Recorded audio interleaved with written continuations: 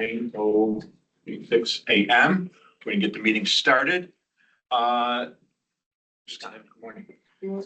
As we do with every meeting, if there is a member of the public, either on remote or in person, if you would like to speak on any topic, we ask that you come off of mute or raise your hand in the chat, and we will acknowledge you, give you a few minutes to speak on whatever subject you'd like to talk about. I'm going to turn this over to Connor, who's going to go through some housekeeping matters, and then we'll get the meeting started. Thank you, Mr. Sunderland. Good morning, everyone. This is Connor Benny with GHD. I'd like to wish a warm welcome to everybody joining us for today's March Water Board meeting. As a reminder, this meeting will be recorded. And to start things off, I'd like to introduce a couple of housekeeping measures. To reduce the amount of background noise, we kindly ask you to stay muted until you're ready to speak. At the time you're ready to speak, please state your name and affiliation for the record. At this time, I'll begin taking the roll call, starting with the board members. After I say your name, please say here if you're present. I'd like to start with Bill Sunderland. Present. Debbie Lombardo. Present. Scott Billman. Present. Bill Hanley. Present. And Tim Donovan. Present. Thank you, board. I'll now move on to our regular attendees, starting with Peter Merlot. Present. Jack McMahon. Present. Charlie Martirana.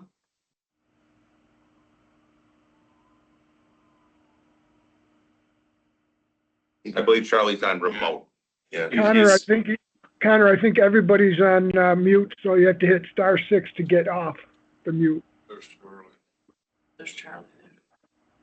I think we could Here. hear him. I'll just make him president.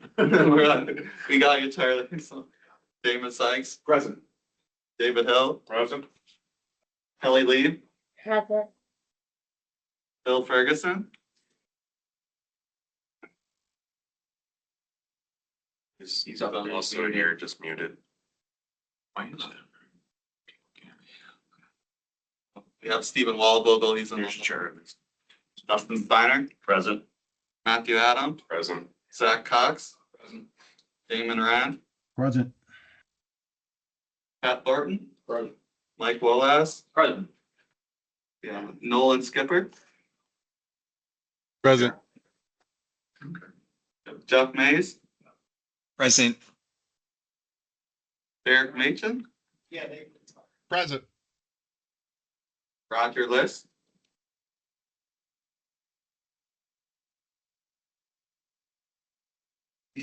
You're out there. Okay, I think we have everybody now. So at this time, I'll pass it back to Mr. Sunderland. Hey, Connor, Bill Ferguson's here. Okay, thank you, Bill. No, everyone. Yeah. Oh, and Bawad Present. Thank you, everyone. Was there anybody remote? No. No. There was no one that wasn't called. Great. All right, board, if you will take a look at the draft agenda we have presented, are there any additions, subtractions, additions? I believe Charlie wanted to add some info on the upcoming bond sale. I think Steve and I can give you an update. I think it was just an update that he wanted to present. I don't know if Charlie wants to speak to that.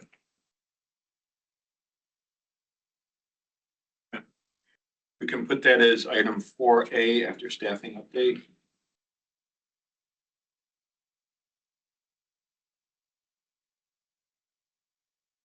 Any other additions, subtractions, modifications?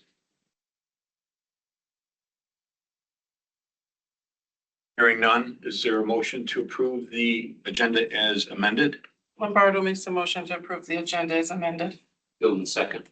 Been properly moved in second. Hearing no other questions, all in favor? Aye. All right, thank you. All right, we're going to move to item number 2, the approval of minutes of the meeting February 11th, 2026. Board, if you will take a look at the draft meeting minutes, see if there's any corrections that need to be made to this.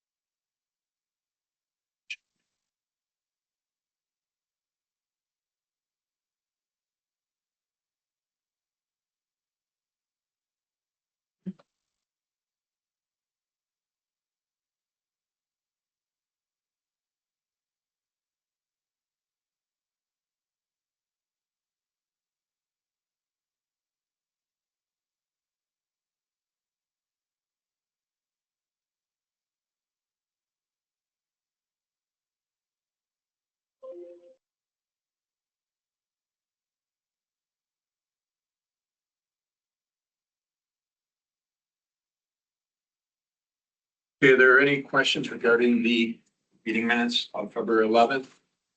Amendments, corrections? Hearing none, is there a motion to approve the draft meeting minutes of February 11th, 2026? Yeah, make a motion to approve. And second. Properly moved in second. Hearing no other questions, all in favor? Aye. Aye. Okay, we're gonna move on to item number 3, the public comment period. As we stated at the beginning of the meeting, if there's any members of the public that are either on remote or in person, if you'd like to speak on any topic, please come off mute or raise your hand in the chat. We will acknowledge you and give you a few minutes to speak on any topic. Anybody present? Nobody online. Okay, we'll move on to item number 4, staffing update. Here, Mr. Hill. This is David Hill, Veolia Water. I got an update just yesterday from downtown. Looks like the numbers didn't change. We're still at 104. From last month, we have been meeting again regularly with the commissioner every 2 weeks, and expressing the health of positions that we do have, and trust that they're working to fill them. So, Is there any high priority positions that we're trying to?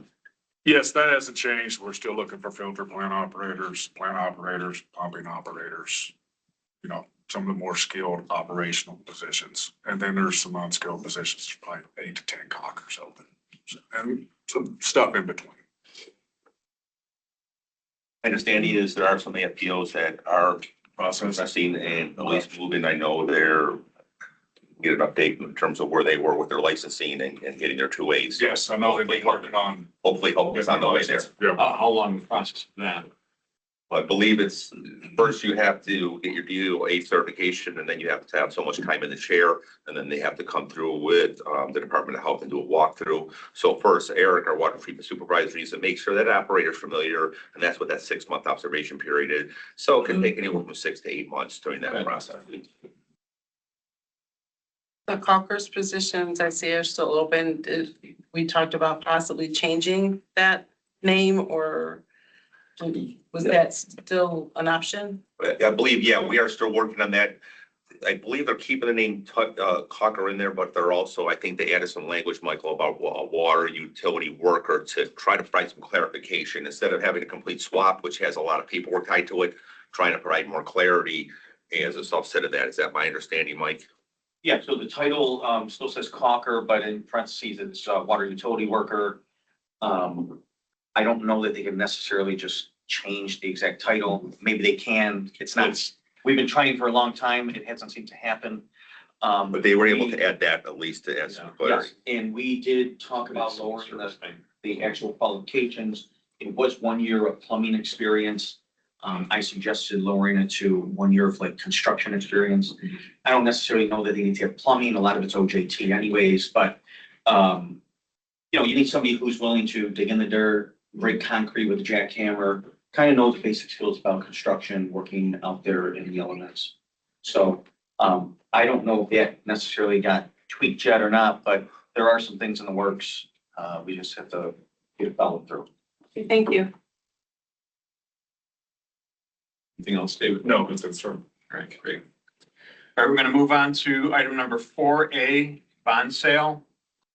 This is Charlie, or is this you or? Charlie, I can give a big picture, and then Stephen, if you want to talk any of the details. Steve and I have been working really with the bond team to go ahead and work through this bond sale. Yesterday, we had a bond pre-pricing call. The good news from that is the numbers look good. It looks like there's going to be a lot of competition for today's sale. So just because it was kind of interesting just hearing some of the market analytics that they were talking about. So we're expecting some good news. We have a 3 p.m. Buffalo Municipal Water Finance Authority meeting today to approve the bond pricing. That's at City Hall. So we'll be getting some news probably a little bit after 1:30 on that. Peter, what type of analytics? Well, they were talking just about the uniqueness of the bond market right now. Actually, the war came up. How is that going to affect the potential sale? They were talking about that there was a lot of corporate assets purchased yesterday, and they wanted to have some stable municipal assets to offset those. So something like this was very attractive in terms of the stability. So that's kind of the big picture. The details, I kind of got lost in that, but it was just interesting hearing that discussion. Mike Solomon was kind of leading the bond calls, he's the one that came out for the tour last week. He kind of led that charge. So that was just, again, hearing them, and basically they were all optimistic. Again, they make no promises because they're financial people. They will make sure that it is what it is, but it looks good. And so by the end of the day, we should know. 3:00. Charlie, did you have anything you wanted to add? Yes, Bill, thank you. I really wanted to bring the board up to date. Peter's report is very helpful. The other aspect to this is that if all goes well, the closing and funding will occur in early April. I'm not exactly sure of the date. I think we've talked about April 2, but everything appears to be moving on track to get that done. And that will produce significant amount of capital money so you can engage in your capital improvement program. That merely just to bring the board up to date as to where we are. It's really going to happen. Thank you. Right. Stephen Waldo will make one last comment, just to remind you that approximately $10 million of that sale will eventually flow back into your reserve fund. Presently, your reserve fund sits at about 13 million. Because of some of the PFAS settlement and other things, it's a little higher than we had anticipated. So you'll have a healthy reserve, probably by May. Elections recently. Yeah, and collections also has been up. I'll let David talk about that. Yeah. Hey, it's All right, Bill. Question for Pete. Is the paperwork ready to go to get reimbursed for all the costs that we spent when the bond sale closes?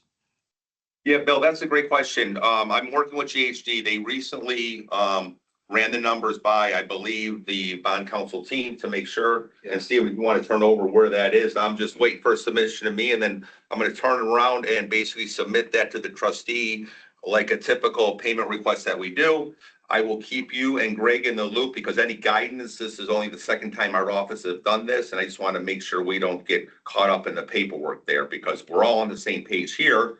We just have to make sure the trustee becomes there as well. And Bill, I'll be reaching out to you for any assistance on that one, but we have a plan and I'm waiting for the documentation. GHD will be the organization, the consultant that blessed it to me like a normal contract voucher. And then we'll pay that. The only thing to pay is the Buffalo Water Board because it's a reimbursement. Yeah. Yep. Sounds great. Thanks. Oh, thank you. Right. Thank you, everybody who has worked so hard on making this happen in a timely fashion. And Roger, thank you for your assistance also. You're welcome. It's been a pleasure. Yeah, thank you, Roger.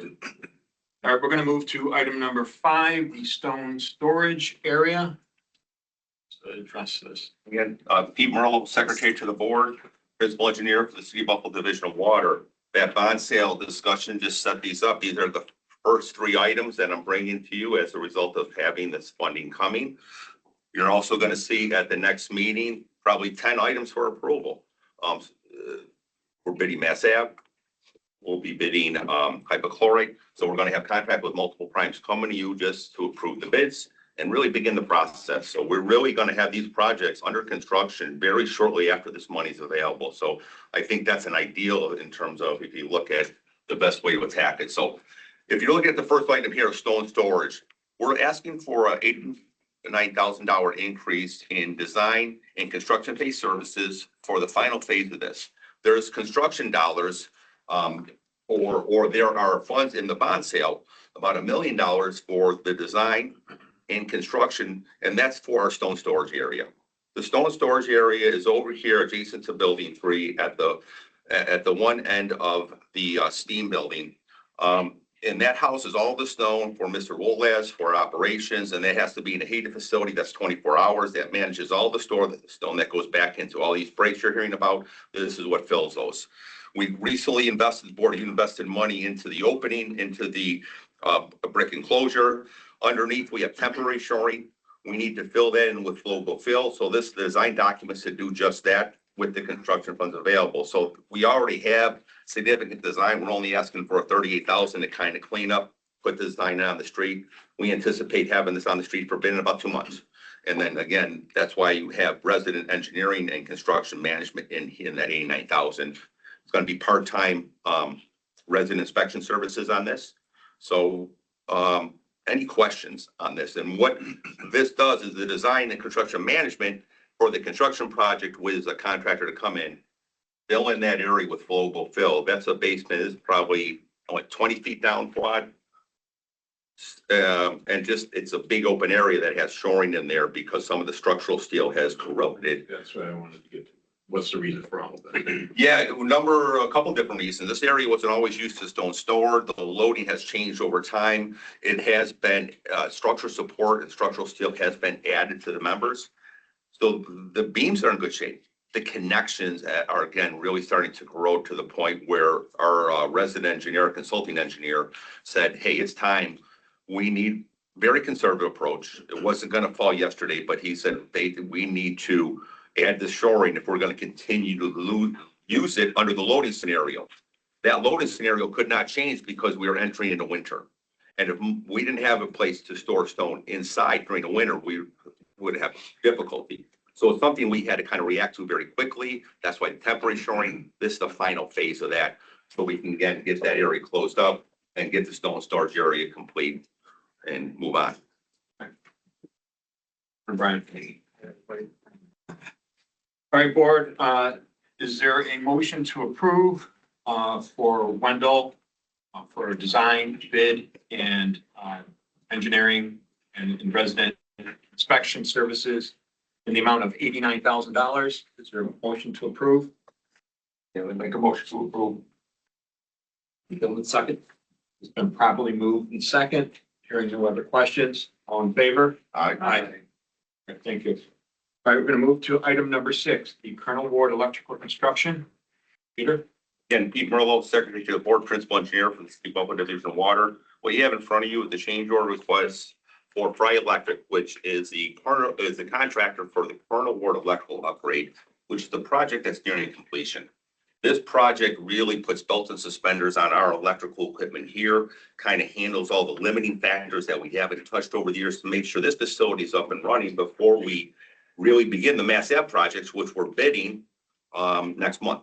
So this has to be done. This is the completion of that. What this amount is for, a significant portion is for all the national grid decommissioning, service disconnection, coordination.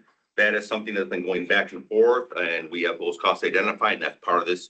Also, there's some other instruments. There's satellite clock. There's installations of some MCC. Some of the details, if there's any questions on that, we do have Dustin from GHG here. I know we did have some discussion. Any discussion in terms of what they're wrapping up here with the final numbers for Fry Electric? Yeah, I spoke to Stephen a little bit about this just because in reading the memo, it seemed like, there was these delays and they were down, and I was just wondering, was there actual work being done by GHD during that time, which, would justify now the additional funds. But, from what I understand, there was, during the inspections originally, there was some additional scope added to this job. Yeah, not only that, several different scope, there was also coordination going on to make sure there was motor rehab work that was done that was outside this that we tried to coordinate. Originally, we wanted to add this as part of this job, but we could no longer delay that work. So this is kind of just buttoning it up, and we were waiting for this one, Brian, because the bond sale was going to provide the additional funds to do the rehab work. We wanted to get the motors rehab. This was the electrical portion. We also felt that we wanted a mechanical rehab, which is coming, but that work is going to now be delayed till after the transformer work is done in Mass Ave. So it's more just a project coordination issue, and some of the funding was tied to the bond sale. So I had to, otherwise I would have come to this board months ago if the funding was available. Any other questions from the board? Is there a motion to approve change order number 7 to Fry Electric for the electrical improvements project in the amount of $157,619.61? Bill will make the motion. Donovan second. It's been properly moved in second. Hearing no other questions. All in favor? Aye. Move, okay. We're gonna move on to item number 7, the Colonel Ward Electric CA and RI. Peter? Yes, thank you again. Pete Merlo, Principal Engineer, Secretary to the Buffalo Water Board. This is a subsequent increase to GHG's contract for construction-based services for additional CA, office time personnel, and really for resident inspection services, which are Dustin's time here. It's very critical with this one. It's always critical in terms of project management, having our inspector out there verifying the work is done, coordinating with staff when the contractor's coming in, coordinating shutdowns. But now we have another project coming in, so this will allow Dustin's time to help us transition. Dustin's going to be actually moving from a role of overseeing this contract into a retainer role with myself, helping us oversee the Mass Ave project. That has significant construction above something that I have a skill set for. So I'm going to rely on GHD. That's surprising. Hey, listen, we have to all know our limitations.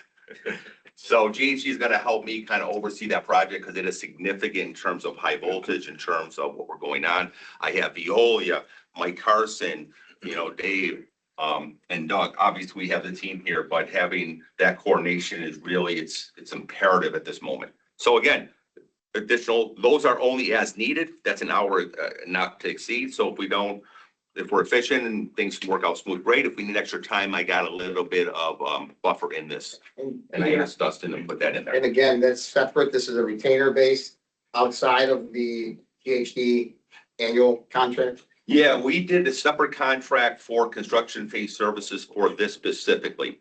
And this is just an increase in that piece. We went through procurement for this one, and GHD actually was the one that stood out because it wasn't just about technical ability. There was a couple firms, it's highly technical, but the coordination on this was so important, Brian. I couldn't have a firm that was coming in and gonna learn how we operate. So that really weighted in the evaluation. So there's a separate comment just for this, nothing to do with the retainer. Right, and this is nothing, if you lose GHD, well, we're in deep trouble here at the water board. Well, I mean, just the knowledge and the experience and. Yeah, the they history, provide a very beneficial role. Significant. I just wanted to make sure that they were separate. Thank you, Chairman. Any other questions from the board? All right, is there a motion to approve the amendment to add CA and RI inspection services for GHD in the amount of $130,000?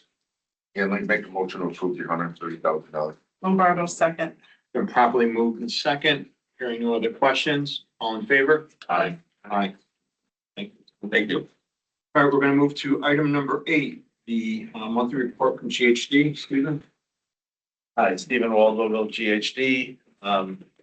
We've already touched on a number of items where we've been quite active over the last month. That has been primarily working with Peter and Charlie and Roger on facilitating the bond sale and purchase.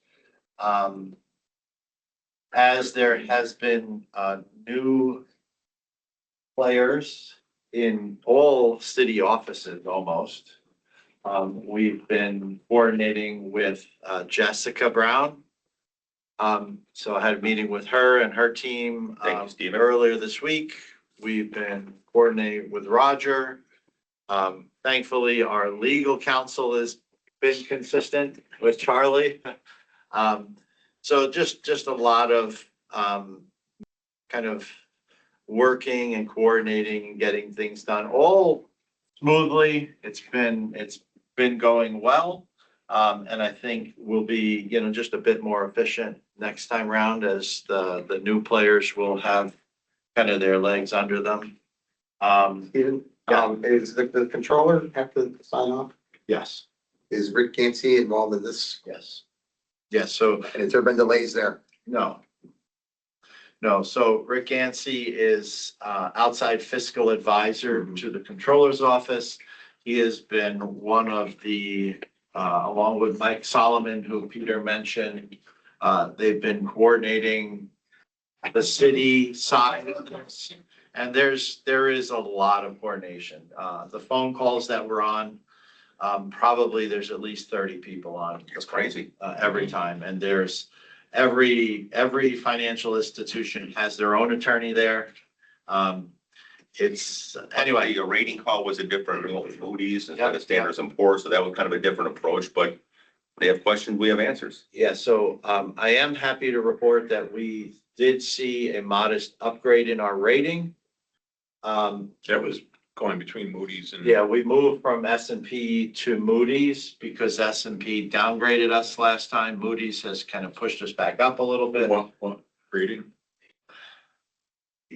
A1? Yeah, I forget the exact. Did they get you something on that? Yes, yes, actually, there is, earlier in the week, there was a draft that is now public. There is a public press release and statement that we can provide to the board that Moody's put out. Yeah, and I mean, it might make sense for us to issue that as well, because. Oh, yeah. When Moody's, they're like, as far as the local media, they're not. Yeah.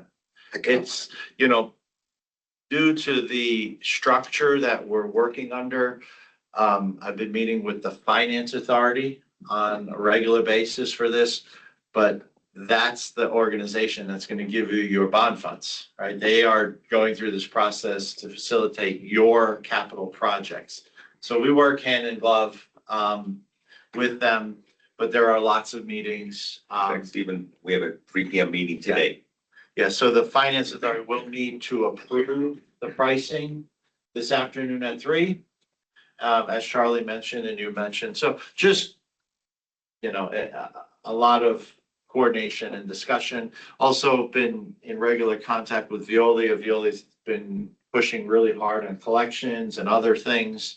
And in fact, I think we're going to be discussing some of that further after this, and I'm sure David will have an update on that. Along with the various construction projects that Dustin is overseeing. Behind the scenes, Brian Smith, some of you remember Brian Smith, he is playing, you know, a significant or meaningful role in moving the new chlorination project forward, as well as coordinating on a host of other things, including the Dark Street property, which I don't know where that stands. Yeah, because I was actually gonna ask. So that was a question that came through. Maybe you can speak to that. Yeah, latest is we have commissioned and have a survey and meets and bounds of the area that we want. So I delivered that. We copied the city. I'm in contact with the commissioner. I just think they're waiting to find out what direction they're going. So there's going to be, and we're just kind of waiting for that direction, but we put ourselves in the best position as possible. So other than that, we'll find out. Let's back up a little bit. So the last thing that was going to be done was a lease, long-term lease with the Ralph Wilson Parks Conservancy that Charlie and Rob Quinn up in legal were working on. I don't have an update on that piece. My job was And there was supposed to be a lease coming from real estate for. This is the real estate piece. This was, we provided the survey and meets and bounds for that real estate Okay. agreement. So at least That's just that. not there, it's not on spoils. Yeah, it's just on there. We also commissioned a meets and bounds of our facility here. So we have 2 updated surveys, one of our facility, including the Clearwell, without the spoils area, and one of Dark Street, if this is the property that we would want, here it is, based on our discussion out there. So we kind of at least, and those are long lead items. So we made sure those were kind of wrapped up from our standpoint now to tie into any agreements that will go forward. So to close the loop on that, maybe Charlie can give us an update if he knows anything on the property here. I think what Peter's saying is GHD and Peter's office, we sub to Nussbaumer and Clark to get the survey done. Brian's been coordinating all that. We stand in a good position, ready to go, waiting on, I guess, the legal process at this point. Charlie, do you have anything to comment on that or add to that? Tom Bailey, the Director of Real Estate. She is in possession of the survey map done through Nussbaumer and Clark, along with the property description. And she is talking with me about a lease. She is working looking for some direction from her managers in the Office of Strategic Planning about going forward with the lease terms for Dart Street. And just waiting for them. Basically, they were studying the issues and going to get back to us about what they want to do. Discuss this at our meeting tomorrow. Okay. All right, Thanks, Charlie. Do you have anything to add? Connor, anything that you'd like to add? No? Okay. Thank you. Thanks, Stephen. All right, we're gonna move to item number 9, which is the monthly report from Veolia. Mr. Hill. Thanks, sir. David Hill, Veolia Water. Want to start off with limit accounts, page 15, just to give the board an update. We are still looking good. We made our projections through Q1, I believe. Right now with vehicles, we're 71%, high priority service line repair, 71%, specialty maintenance, 59, spoil 78, and special projects from the board, 57. So we've been pretty much on target with our projections there. Let's go into basic metrics that I think illustrate the fact that we're moving towards what we're doing with collections is really ringing the bell as far as customer service. Promise Pay, they picked up 7 payment plans this month. Buffalo Water picked up 80, probably the highest number we've ever seen. Buffalo Water Affordability Program, we had 22 sign up last month. Seniors is always stable. Believe this, we devised a way, Mr. Sykes did, of basically measuring the effectiveness of the shutoff or the notices that are directly going to the customers. This is a draft and I can circulate it, but it's actually tracking each month the amount of AR that's being decreased by the specific customers we're targeting. So we know the effectiveness of what we're doing. On top of What would you that, say the effectiveness is? that's 2 months. And the target is over a year or over the people that you're targeting with the. Yes, it's over $1,000. Over $1,000. I'll give you a quick demonstration. Everybody gets a bill. Everybody's familiar with their water bill, right? You have 30 days to pay your water bill.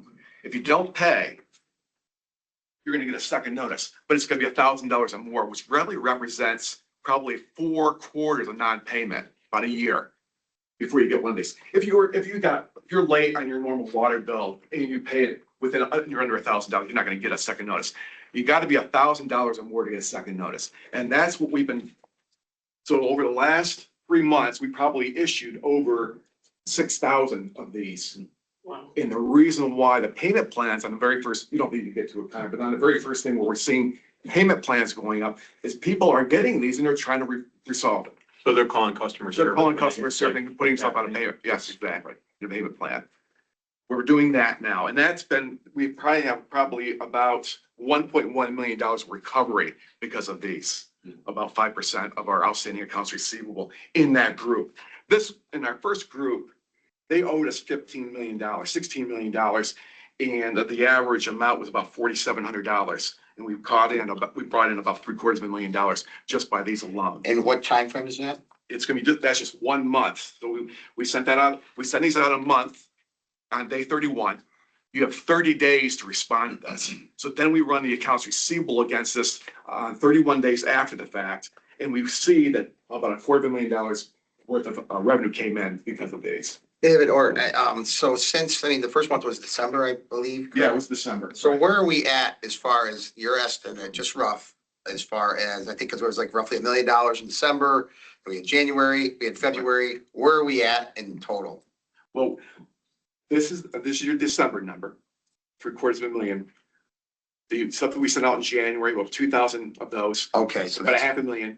Now we're gonna get the next group, the 2,000 I don't have there, because we're giving them, again, 30 days to respond to that letter.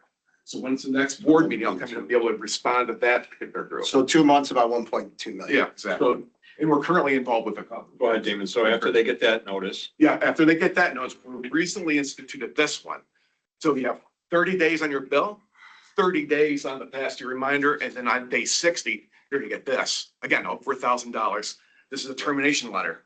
And that's also making some So responses. those haven't gone out yet. They have gone out, exactly. And This those is are all going laid out to in the that. property, Yes. not the owner, because we want those property folks to call the owner and tell them to pay their bill. It's been a fact. Right. When did they first go out? Oh, Just about a month this ago. month. First of March. First of this month. Yeah. So those are brand new. Yeah, so Yes. therefore the termination letter should start. Just started. Termination letters to start, and they went to the, Property address, which we exactly. talked about, which Yeah, was a good right. idea. And this was all laid out in the memo that the board had a couple months ago, yeah. The bill and the past due reminder go to wherever the property owner wants to go. That can be in New York City, wherever. But these are going right to the property, because if you're renting there and you don't know your landlord is paying their water bill, you're gonna be one of the affected by it. Right. So hopefully that will draw some attention Mhm. to the landlord to say, you haven't paid the water bill. I just got a notice here at the house. This is my problem. Why is that happening? So hopefully that will respond. Can I ask a question? So that's what we're working on right now. We'll have some more numbers on that. Damon, on that mailing, Yes. does it say like for a customer or for the resident or anything, is there something? Because I know if I'm not paying a water bill and I see something from Buffalo Water, I'm probably just throwing it out because it doesn't even pertain to me. Is there something that's on that letter, on that envelope stating? Bright orange. Like, On the envelope. The start has to do. yeah, exactly.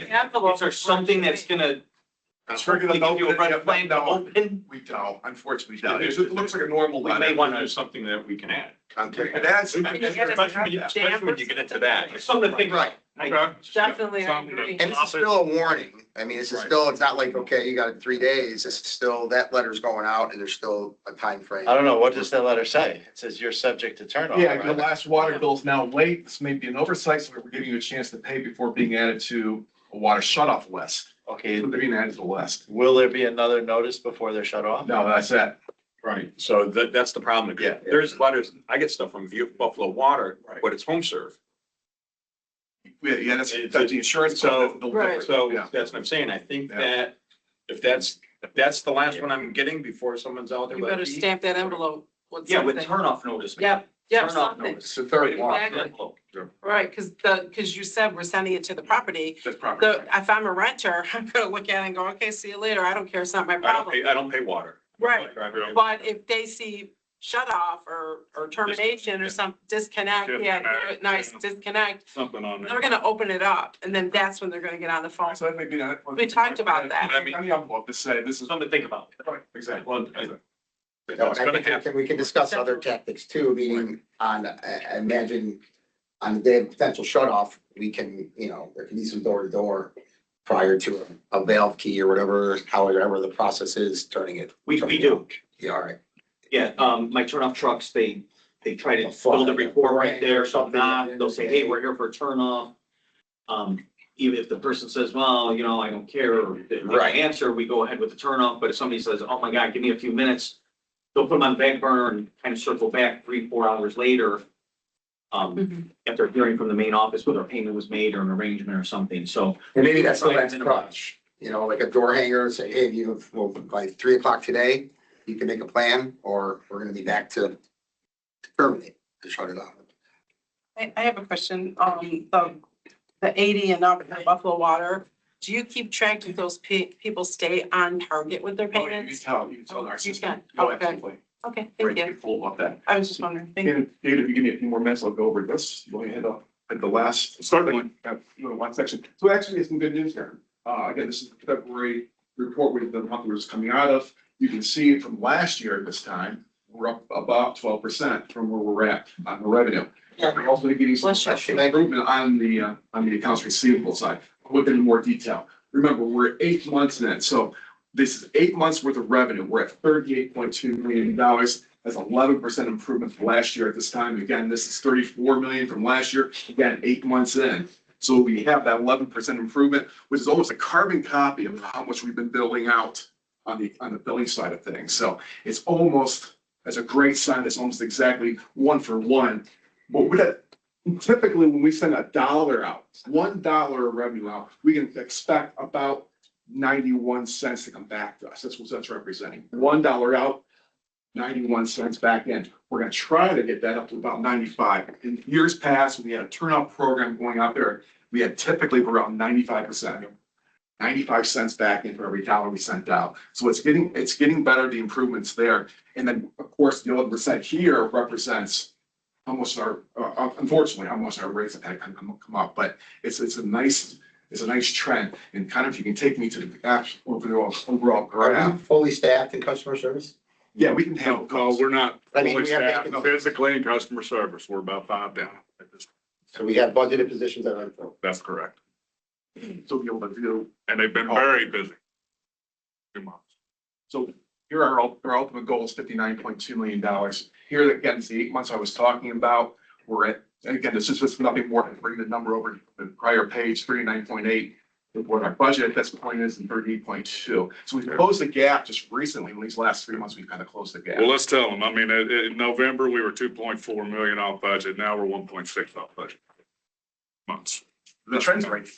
Trend's going in the right position. I think once we continue to go through the second notices, the third notice, then actually doing the physical turnoff, we should see some people's more improvement on that and bring that dollar, that 91% up to maybe 90, 93, 94, as it had been historically. Any other questions? Dave, you guys have the 5 positions you're saying, you're down in customer service, which is kind of a lot considering the impact that you're going through, right? What are we doing to try to get people to apply? I mean, is there? You know, we meet with the city regularly.